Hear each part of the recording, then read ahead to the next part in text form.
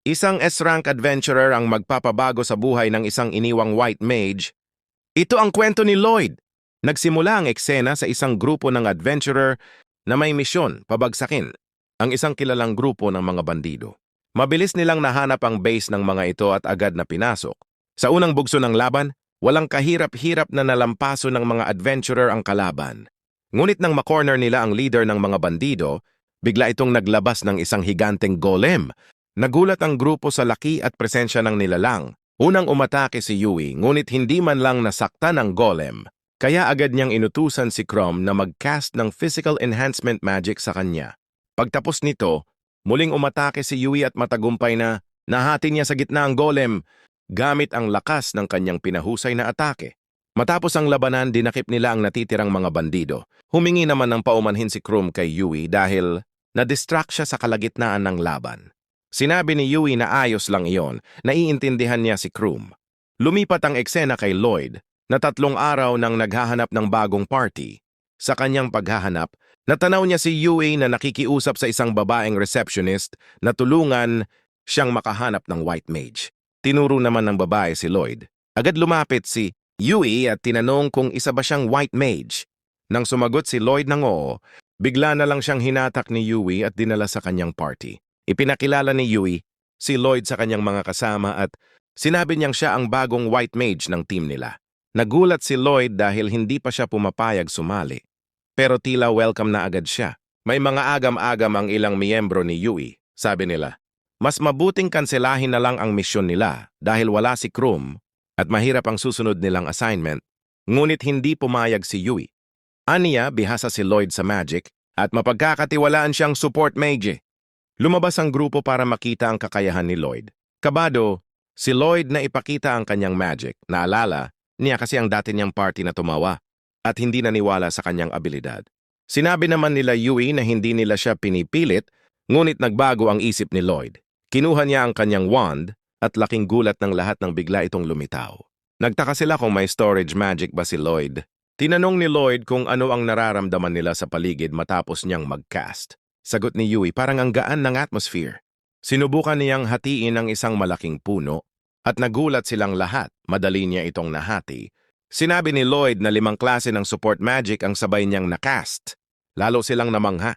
Dagdag pa niya, madali lang iyon para sa kanya at may mas advanced pa siyang kayang gawin.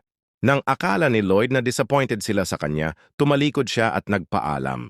Ngunit agad siyang pinigilan ni Yui. Doon nila nalaman na dating miyembro si Lloyd ng isang hero party, ngunit tinanggal siya roon dahil umano sa kakulangan ng skill. Hindi makapaniwala ang grupo ni Yui. Dito rin ibinahagi ni Yui na umalis si Chrome upang alagaan ang kanyang kapatid na may malubhang sakit. Unti-unting nagiging magic stone ang katawan ng bata. Naalala ni Lloyd ang mga tinuro ng kanyang master tungkol sa ganitong sakit, kaya inalok niyang tumulong. Pumayag si Yui at nagpunta sila sa bahay ni Chrome. Pagdating doon, nakita ni Lloyd ang kalagayan ng kapatid ni Chrome, si Sylvie. Sinabi ni Lloyd na kaya niyang lunasan ito. Nagulat si Chrome.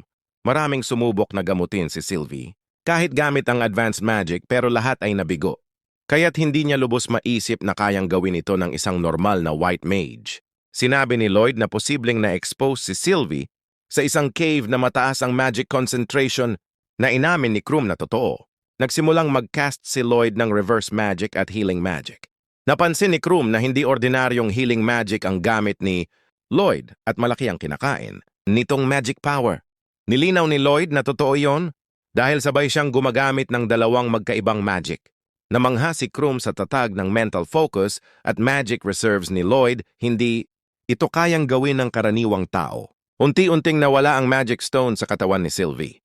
Nang tuluyan ng gumaling si Sylvie, nagising siya at tinawag ang kanyang ate Chrome. Niyakap siya ni Chrome habang umiiyak sa tuwa. Ipinagkatiwala naman ni Chrome kay Lloyd ang kanilang team habang nagre-recover pa si Sylvie.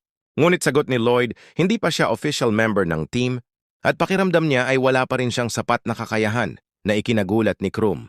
Ibinahagi ni Yui sa team ang magandang balita tungkol kay Sylvie. Natuwa ang lahat at sabay-sabay nilang pinasalamatan si Lloyd. Ipinagdiwang nila ang tagumpay. Sa gitna ng kasiyahan, bigla ang sinabi ni Lloyd ang kanyang desisyon. Gusto na niyang sumali sa party nila Yui. Nagulat ang lahat Ngunit masayang tinanggap siya bilang opisyal na miyembro ng kanilang grupo. At dayan, nagtatapos ang isa na namang kapanapanabik na kwento ni Lloyd at ng kanyang bagong party. Kung nagustuhan mo ang video, huwag kalimutang i-like at i-share para mas maraming anime fans ang makapanood. Comment mo rin kung anong eksena ang pinakatumatak sa'yo o kung anong anime ang gusto mong i-recap ko next. At syempre, mag-subscribe na at pindutin ang notification bell para hindi ka mahuli sa mga susunod pang anime Tagalog recaps. Mabuhay ka, ka-recap! Kita-kits sa susunod na episode.